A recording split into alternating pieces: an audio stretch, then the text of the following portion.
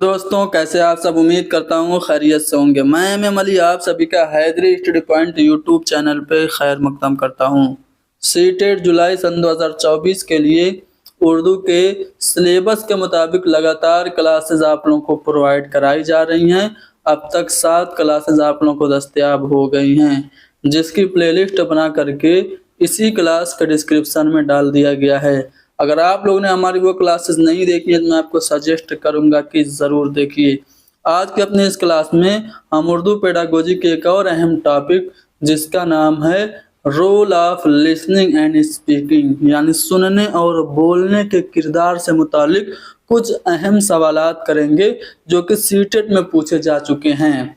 इसकी जो थ्योरी वाली जो चीज़ें हैं उसको आप लोग हमारे नोट्स में खुद से लेकर के पढ़िएगा, ठीक है। हम आज सिर्फ एमसीक्यूज करेंगे, ठीक है। ये रिकॉर्डेड क्लास है जिसको हम 3 बजे स्ट्रीम कर रहे हैं। चलिए, पहला सवाल आपके सामने है कि एक उस्ताद अपनी क्लास को 4-4 के ग्रुप में बांटकर ग्रुप के हर तालिब इल्म को एक किरदार तफवीज़ करता है, यानी कि हर एक स्टूडेंट को कोई ना कोई किरदार दे रहा है। जैसे किसी को जय, किसी को वीरू, वीरू किसी को गब्बर, किसी को बसंती बना दे रहा है और उन्हें ग्रुप में एक मौजू पर तामुल करने के लिए, इंटरेक्शन करने के लिए, आपस में बातचीत करने के लिए कहता है और हर ग्रुप को पूरी क्लास के सामने अपने किरदार अदा करने के लिए कहता है। तो इस सरगर्मी को, इस एक्टिविटी को हम क्या रोल प्ले कहेंगे, स्किट कहेंगे, या फिर ड्रामा की शक्ल में पेश करना कहेंगे, या फिर तामुल यानी कि इंटरेक्शन कहेंगे। तो बच्चों को किरदार दे करके उस पे डायलॉग डिलीवरी करवाना, उस पे मुकालमा कहलवाना, ये कहलाता है रोल प्ले, जो कि आपकी सुनने और बोलने की महारतों को बेहतर करता है। यानी कि पहला वाला ऑप्शन हमारा करेक्ट होगा। इसका एक्सप्लेनेशन भी दिया हुआ है, ठीक है। ऐसे ही हमारे पूरे नोट्स को तैयार किया गया, जिसे अगर आपको हासिल करना है तो आप हमें व्हाट्सअप कर सकते हैं। 72 75 54 98 90 पे आप व्हाट्सअप कीजिएगा तो हम सैंपल भेजेंगे, जिसमें सारी डिटेल्स होंगी। आपको एक मामूली सी रकम बतौर हदिया में देना होगा और कंप्लीट नोट्स पीडीएफ फॉर्मेट में आपको मिल जाएगा। दूसरा सवाल है कि दर्ज झेल में से किसका इस्तेमाल बोलने की महारत के अंदाज़े कद्र में नहीं होता है। अगर आपको स्पीकिंग स्किल का इवेल्युएशन करना है, यानी कि वाचन कौशल का मूल्यांकन करना है, तो आप किसका इस्तेमाल नहीं करेंगे। देखिए, बोलना किस में शामिल है। रोल प्ले करेंगे तो बोलेंगे, किसी चीज़ को दिखा करके बताएंगे तो बोलेंगे, ठीक है। तस्वीरी वजाहत करेंगे यानी किसी पिक्चर को एक्सप्लेन करेंगे तो बोलेंगे, लेकिन खाली जगहों को पूर्ण करना, इसमें बोलना शामिल नहीं है, यानी कि ये नेगेटिव होगा। यानी हमारा जवाब ऑप्शन सी हो जाएगा, ठीक है। चलो, क्वेश्चन नंबर 3 देखिए। जबान की आमोजिश के लिए बतौर हिकमत अमली कहानी सुनाने का मकसद होता है। आपने देखा होगा छोटे बच्चों को हम कहानियां सुनाते हैं जबान की क्लास में, तो कहानी को हम एज ए टूल यूज करते हैं। तो इसका मकसद क्या होता है? तलबा को अखलाकियात की तदरीस देना, मोरालिटी सिखाना, या फिर उस्ताद को कहानी जबानी याद करने के काबिल बनाना, या फिर तलबा को कहानी पढ़ने के काबिल बनाना, या फिर तलबा को ज़बान के साथ शरीक करना। तो छोटे बच्चों को हम कहानियाँ इसलिए सुनाते हैं कि जब हम कहानी सुनाएंगे तो किसी न किसी ज़बान में सुनाएंगे, और जब हम किसी ज़बान में कहानी सुनाएंगे तो उस ज़बान में तलबा अपने आप को इन्वॉल्व करेगा, यानी तलबा को ज़बान के साथ शरीक करना मकसद होता है कहानी को एज ए स्ट्रेटजी सुनाने का। यानी कि ऑप्शन डी हमारा जो होगा वो करेक्ट होगा। ज़बानी क्लास में कहानी जो है वो एक इकाई के तौर पे काम करती है और इसका बतौर हिकमत अमली यानी एज ए स्ट्रेटजी इस्तेमाल किया जाता है ताकि तलबा को ज़बान के साथ शरीक किया जा सके।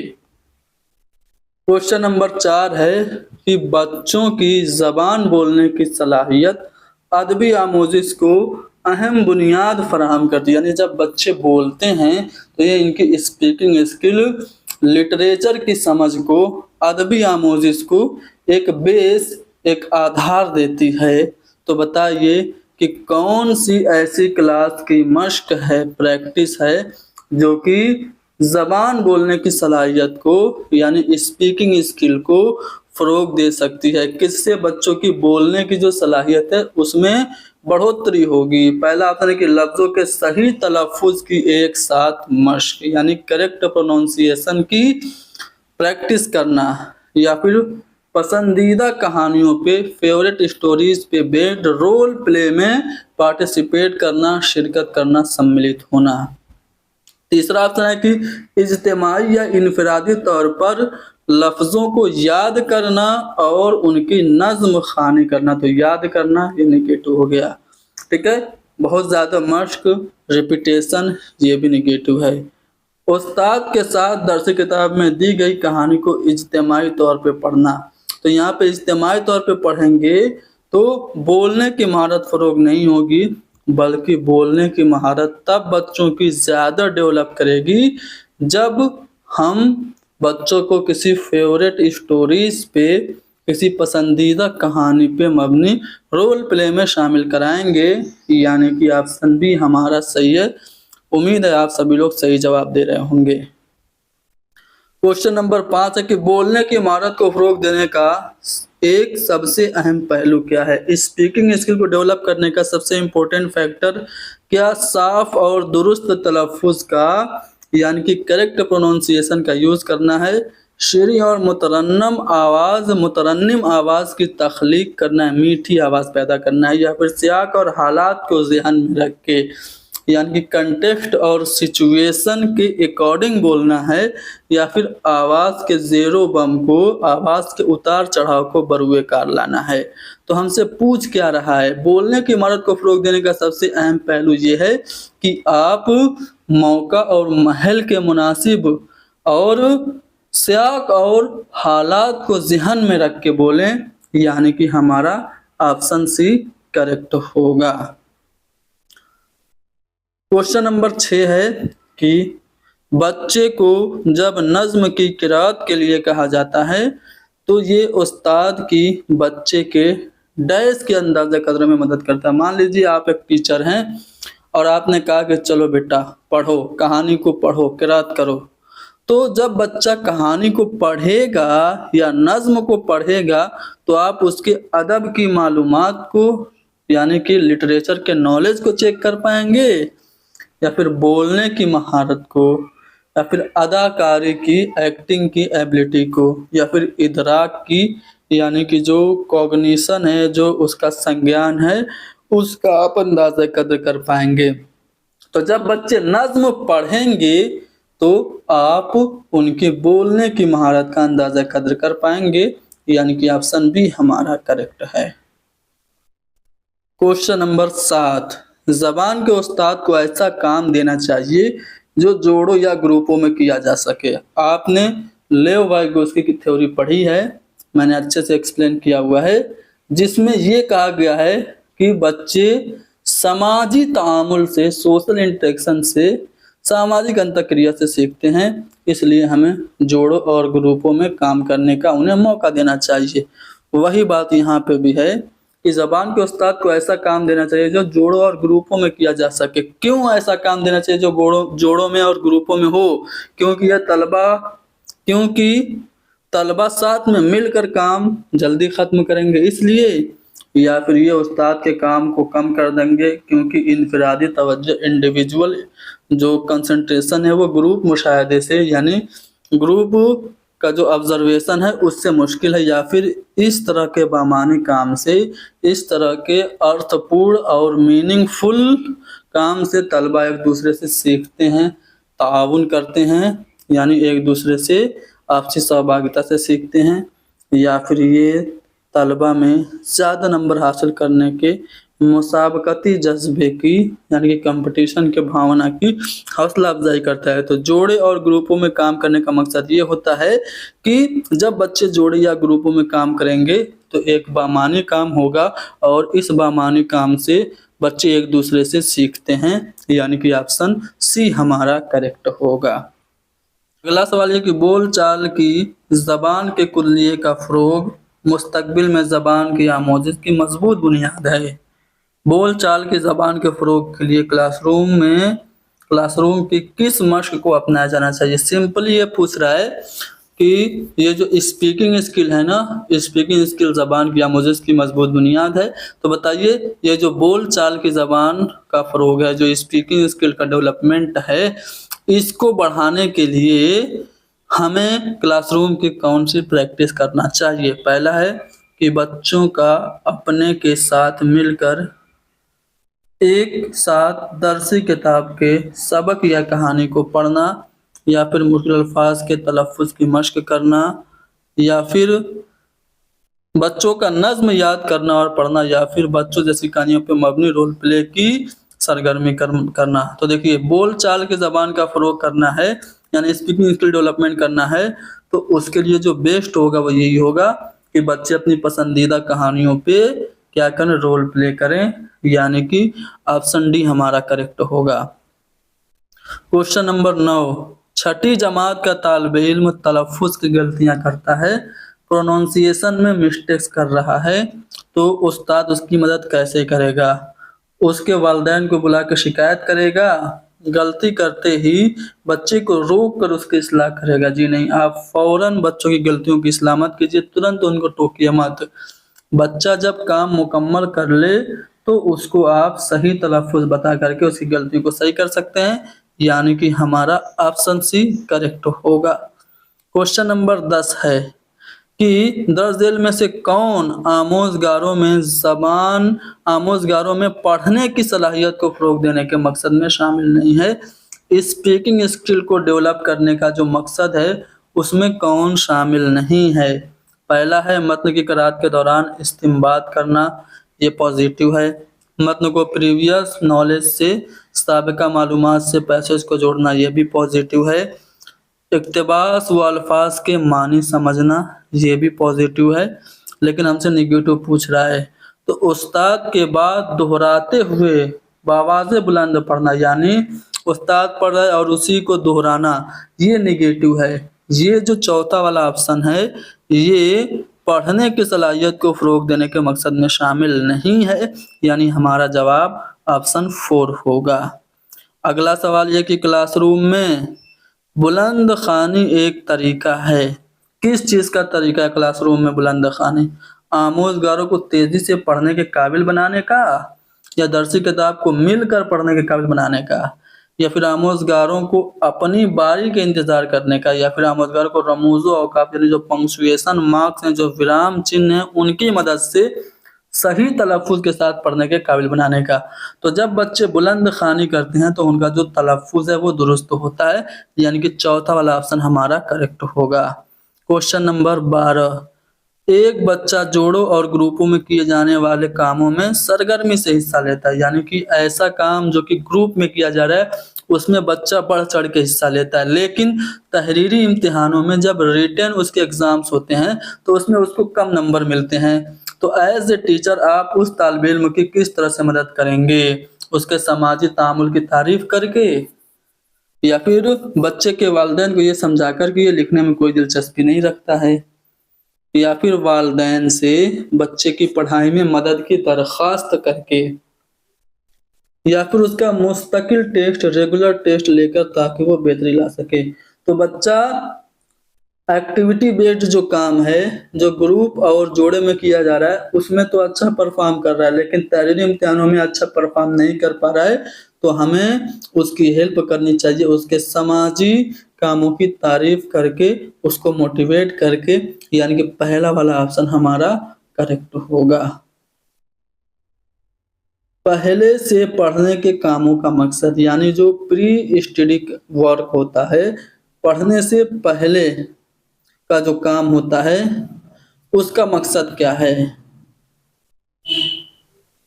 आमोज़गारों के पढ़ने की महारत का तयन कद्र करना, उनकी जो रीडिंग स्किल है उसका इवैल्यूएशन करना मकसद होता है, या फिर मुश्किल अल्फाज और मुहावरों के मानी बताना, या फिर आमोज़गारों को मतन के अंदर उतरने के, यानी पैसेज की मीनिंग को ऑब्जर्व करने के काबिल बनाना और उनको मोटिवेट करना, तरगीब देना, या फिर पढ़े जाने वाले मतन में मुश्तमिल कवायदी ज़ाब्तों की वजाहत करना।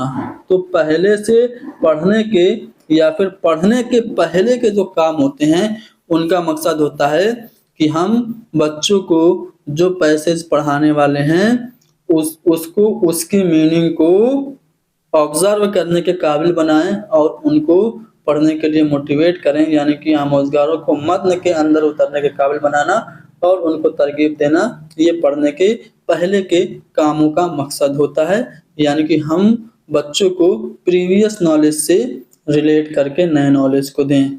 ऑप्शन सी हमारा सही था।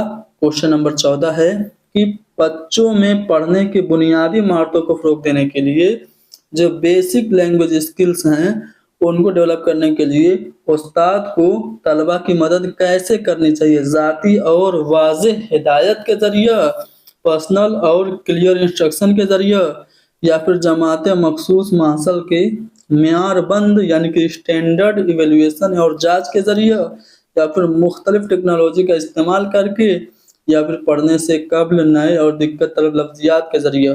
तो पढ़ने के बुनियादी महारतों को हमें फ़रोग़ देना है तो हम बच्चों की ज़ाती और वाज़ेह हिदायत के ज़रिए उनकी मदद कर सकते हैं।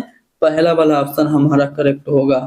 क्वेश्चन नंबर 15 है कि एक नए मजमून का तारुफ कराते वक्त उस्ताद को ऐसे सवालात पूछने चाहिए। आप नया सब्जेक्ट पढ़ाने वाले हैं या फिर कोई नया टॉपिक पढ़ाने वाले हैं तो आप बच्चों को उस टॉपिक से रिलेटेड कैसा सवाल करेंगे जो बच्चों के लिए गैर मारूफ हों, यानी बच्चे उसे पहचानते ही ना हों, या फिर बच्चों की इदराकी सलाहियत से परे हों, या पढ़ाया जाने वाले मजमून से मुताल्लिक हों। जो टॉपिक पढ़ाने जा रहे हैं उसी से रिलेटेड हों, या फिर पढ़ाए जाने वाले मजमून को बच्चों के साबिका मालूमात से आप जोड़ेंगे। तो याद रखिएगा, जब कभी भी कोई नया टॉपिक या नया सब्जेक्ट आप पढ़ाएं तो आप बच्चों को ऐसे सवालात करें, बच्चों को ऐसे क्वेश्चंस करें जो बच्चों के प्रीवियस नॉलेज को नए नॉलेज से रिलेट करने वाले हों। यानी कि हमारा जो चौथा वाला ऑप्शन होगा वो करेक्ट होगा।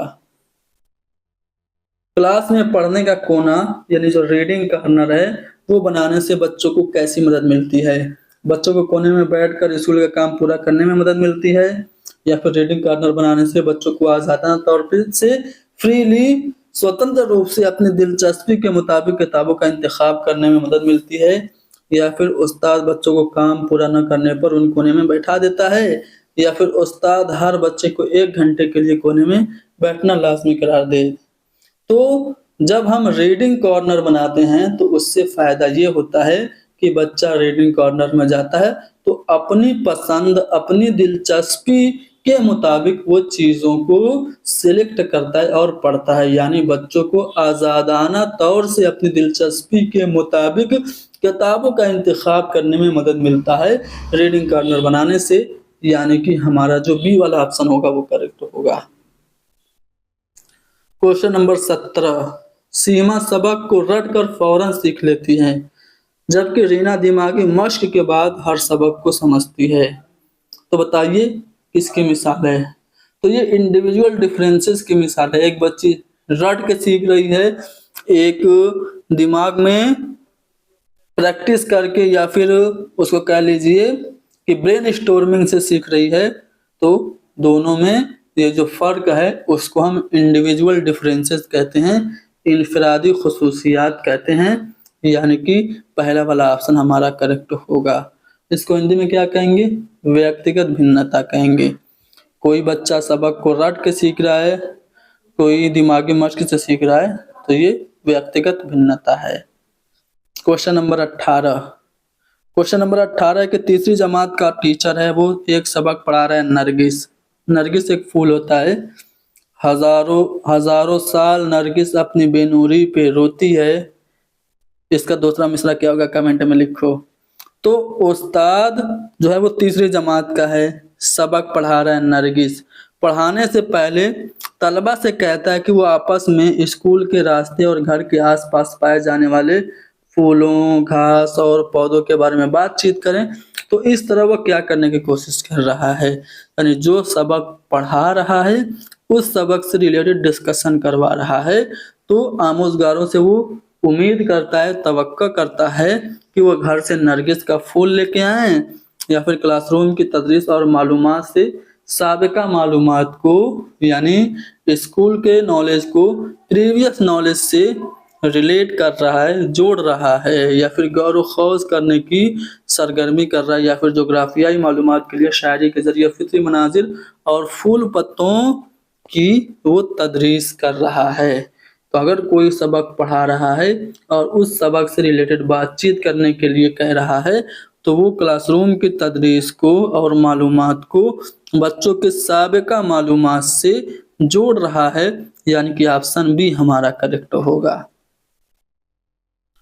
क्वेश्चन नंबर 19 है कि एक प्राइमरी की क्लास में उस्ताद को बच्चों से सवाल पूछने के लिए क्या करना चाहिए?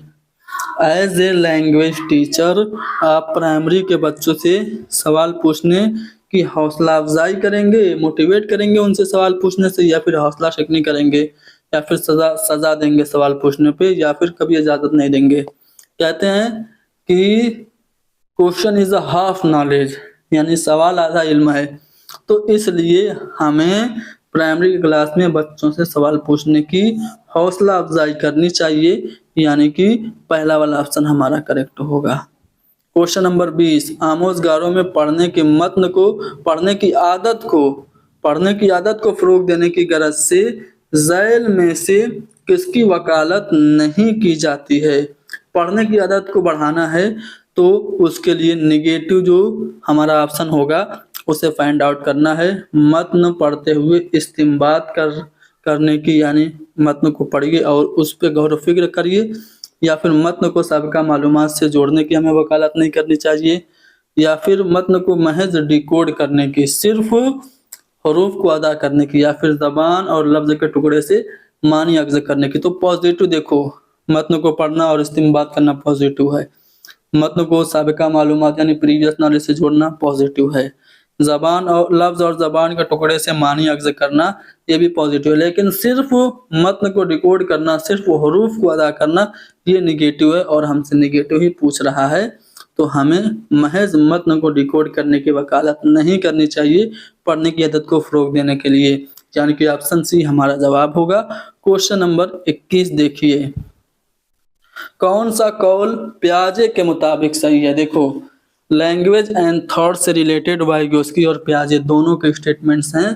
पियाजे क्या कह रहे हैं? पियाजे कह रहे हैं कि ख्यालात जो वो ज़बान से पहले आता है, जबकि वाइगोस्की कहते हैं कि language comes first than thoughts, यानी ज़बान जो वो ख्यालात से पहले आती है। तो यहाँ पे हमें पियाजे के मुताबिक सही बताना है, तो इसलिए पहला वाला ऑप्शन होगा सही, यानी कि ख्यालात जो हैं, जो थॉट्स हैं वो लैंग्वेज से पहले आते हैं, यानी कि ऑप्शन ए हमारा करेक्ट होगा। पियाजे की थ्योरी आप लोगों ने पढ़ी होगी। इसके 4 स्टेजेस हैं। पहला हिस्सी व हरकती दौर जिसको हम सेंसरी मोटर कहते हैं, उसके बाद है कब्ल तजर्बात का दौर, प्री ऑपरेशनल स्टेज कहते हैं जिसे। उसके बाद तीसरा है ठोस तजर्बात का दौर जिसे हम कॉन्क्रीट ऑपरेशनल स्टेज कहते हैं, और उसके बाद है रस्मी तजर्बात का दौर जो चौथा दौर है जिसे हम फॉर्मल ऑपरेशनल स्टेज कहते हैं। तो यहाँ पे हमने पियाजे के जो 4 स्टेजेस हैं वो भी बता दिए।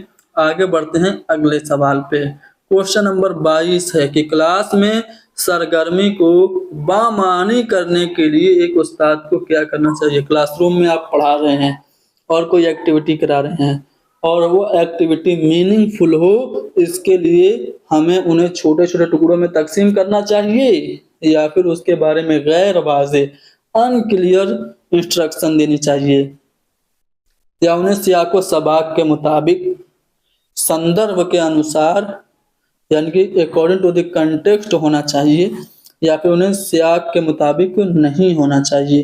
तो याद रखिएगा, कोई भी एक्टिविटी आप कराओ तो वो अकॉर्डिंग टू द कंटेक्स्ट होनी चाहिए, सियाक व सबाक के मुताबिक होनी चाहिए। तीसरा वाला ऑप्शन हमारा करेक्ट होगा।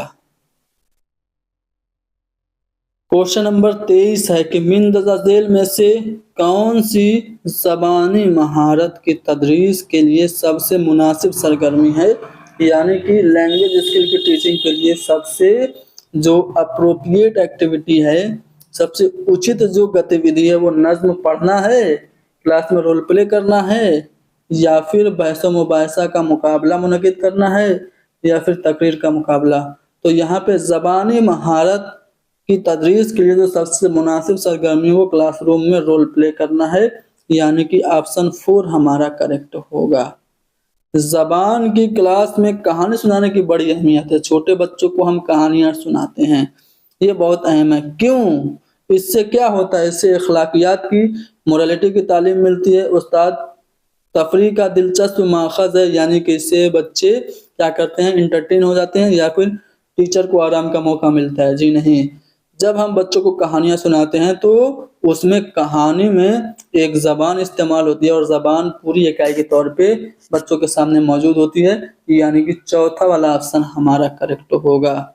क्वेश्चन नंबर 25, तलबा में ज़बानी महारतों को फ़रोग़ देने के लिए सबसे कम अहम सरगर्मी कौन सी है? यानी कि लैंग्वेज स्किल को डेवलप करने के लिए जो सबसे कम इम्पोर्टेंट है, जो सबसे नेगेटिव पॉइंट है, वो कौन सा है?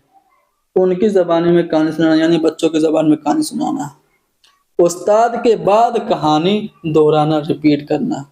किसी हादसे का, किसी इंसिडेंट का बयान करना, किसी चीज़ की वज़ाहत करना। तो पॉजिटिव देखो, बच्चों को उनकी ज़बान में कहानी सुनाओगे, पॉजिटिव है। किसी हादसे को बयान करोगे, ये भी पॉजिटिव है। किसी चीज़ को एक्सप्लेन करोगे, ये भी पॉजिटिव है। लेकिन उस्ताद के बाद आप कहानी को दोहराओगे तो ये कम अहम सरगर्मी है, यानी कि बाकी के मुकाबले जो हमारा नेगेटिव मिल रहा है वो हमारा ऑप्शन बी है। यानी कि हमें टीचर के साथ कहानी को दोहराना, ये हमारे लिए ज़बान की महारतों को फ़रोग़ देने में मददगार नहीं होता है। इसलिए दूसरा वाला ऑप्शन जो होगा, ऑप्शन बी हमारा जो होगा वो जवाब हो जाएगा। कौन लतीफ़ हर की महारत को फ़रोग़ देने की मिसाल है? लतीफ़ हर की महारत बोले तो फाइन मोटर स्किल की मिसाल क्या है? फाइन मोटर स्किल बोले तो हिंदी में कहते हैं सूक्ष्म गतिक कौशल। तो सूक्ष्म गतिक कौशल की मिसाल है लिखना। जब हम अपने जिस्म के छोटे अज़ा का इस्तेमाल करते हैं, जैसे लिख रहे हैं, कोई तस्वीर बना रहे हैं, या फिर माला में मोतियों को पिरो रहे हैं, तो ये सब सूक्ष्म गतिक कौशल के एग्जाम्पल्स होते हैं फाइन मोटर स्किल के। तो लिखना फाइन मोटर स्किल हो गया। इसका एक और अपोजिट होता है ग्रॉस मोटर स्किल, यानी कि मजमूई हरकी महारत, जिसमें क्या होता है कि हम अपने जिस्म के ज़्यादातर हिस्से को काम में लगाते हैं। जैसे तैर रहे हैं तो तैरना ग्रॉस मोटर स्किल हो गया, दौड़ना ग्रॉस मोटर स्किल हो गया। ठीक है, आगे बढ़ते हैं। क्वेश्चन नंबर 27, ज़ैल में से कौन सुनने से पहले की सरगर्मी है? इक़्तिबास के बारे में तलबा से क्वेश्चन करना, सवालात करना, मतन में शामिल लफ्ज़ों और मुहावरों को मुंतखब करना और उन पर बातचीत करना, मतन के अफ़कार और ख़यालात के मुतालिक सवालात के जवाब लिखने के लिए कहना, या फिर तलबा से ये पूछना कि वो मौज़ू के बारे में क्या जानते हैं और उनके बारे में उनके तजर्बात क्या हैं। तो सुनने के पहले की जो एक्टिविटी होनी चाहिए वो यही होनी चाहिए कि जब कोई टॉपिक आप बच्चों को सुनाने वाले हैं तो उसके बारे में आप बच्चों से पूछिए कि उस टॉपिक के बारे में बच्चे क्या जानते हैं, उनके प्रीवियस नॉलेज क्या हैं, ये चेक करना सबसे ज़्यादा इम्पोर्टेंट होगा, यानी कि ऑप्शन डी हमारा करेक्ट होगा। क्वेश्चन नंबर 28, ज़बान की चारों महारतों के अलावा सुनना, बोलना, पढ़ना और लिखना, ये 4 महारतें हैं। इन चारों महारतों के अलावा किसका शुमार ज़बान की महारत में होता है? तो जो कम्युनिकेटिव लैंग्वेज स्किल होती है, जो तरसीली महारत होती है, इसका शुमार भी ज़बान की महारतों में ही होता है, यानी कि हम कहेंगे कि ऑप्शन डी हमारा करेक्ट होगा। क्वेश्चन नंबर 29, एक उस्ताद अपने तलबा से कहता है कि खाने के बारे में मतन पढ़ने से पहले खाने के आदात व अतवार के बारे में अपने दोस्तों से बातें करें। यानी कि खाना खा रहे हो तो पहले खाना खाने से पहले हमें क्या करना चाहिए, इस पे डिस्कशन करो, अपने दोस्तों से बात करो। तो इस तरह उस्ताद क्या करने की कोशिश कर रहा है? बोलने की महारत में इजाफा कर रहा है, मतन को बावाज़ बुलंद पढ़ने के काबिल बना रहा है, या फिर मतन को समझकर पढ़ने के काबिल बनाने की कोशिश कर रहा है, या फिर आमोज़गारों की ज़िंदगी के तजर्बात को क्लासरूम में आमोज़िश से जोड़ रहा है। तो खाना खाने से पहले खाना खाने के आदात व अतवार के बारे में अगर दोस्तों से बच्चे बात कर रहे हैं तो वो रियल लाइफ की जो सिचुएशन है उसको यूज़ कर रहे हैं लर्निंग में, यानी आमोज़गारों की निजी जिंदगी के तजुर्बात को क्लास की आमोजिश में टीचर जोड़ने की कोशिश कर रहा है, यानी कि चौथा वाला ऑप्शन डी हमारा करेक्ट होगा। बोलने की अच्छी सरगर्मी वो है जहां गुड एक्टिविटी ऑफ स्पीकिंग कौन सी होगी? जहां तलबा ज्यादा बात करें, जहां शिरकत गैर मुसावी हो, यानी सबको बराबर से जहाँ पे शामिल न किया जाए वो, या फिर ज्यादा बोलने वाले तलबा की शिरकत सबसे ज्यादा हो, या फिर असातिज़ा ज्यादा बातें करते हों। तो जो एक्टिविटी अच्छी होगी बोलने की, उसमें बच्चे ज्यादा बात करेंगे, यानी बोलने की अच्छी सरगर्मी वो है जहां तलबा ज्यादा बातचीत करते हैं। तो ऑप्शन ए हमारा करेक्ट होगा। और भी बहुत सारे सवालात हैं, इन्हें हासिल करने के लिए इन्हें पढ़ने के लिए आप हमारा नोट्स हासिल करिए। बाकी थ्योरी जो पढ़ना है वो भी आप पढ़ सकते हैं हमारे नोट्स को हासिल करके।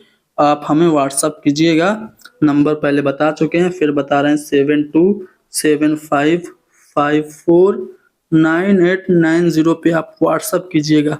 कॉल नहीं करना, जब व्हाट्सअप करेंगे तो हम आपको सैंपल भेजेंगे जिसमें सारी डिटेल्स होंगी, उन्हें फॉलो करके आप हमारे नोट्स को हासिल कर सकते हैं। Thank you very much.